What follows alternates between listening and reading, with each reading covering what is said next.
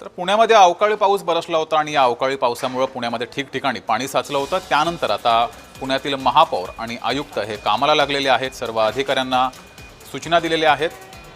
तसंच पुणेकरांचे हाल होऊ देणार नाही असं महापौरांनी विधान केलंय।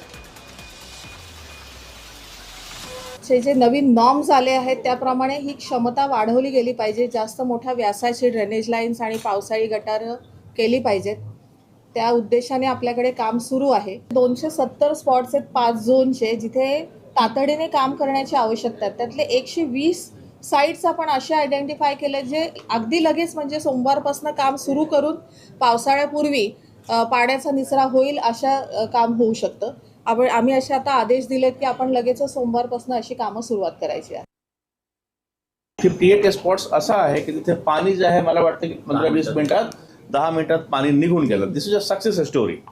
पण नक्कीच आहे की 227 पैकी 58 ठिकाणी आम्हाला यश आला, बाकी ठिकाणी नाही, कारण तिथे काम सुरू आहे किंवा काम सुरू होणे बाकी आहे। मी आपल्याला अतिशय खात्रीपणे सांगतो की हे सगळे 227 मध्ये 120 ज्या ठिकाणी भौतिक काम जरुरी आहे ते जून पूर्वी आम्ही 100% करणार आहोत आणि मंगळवारपासून सगळे काम सुरू होईल।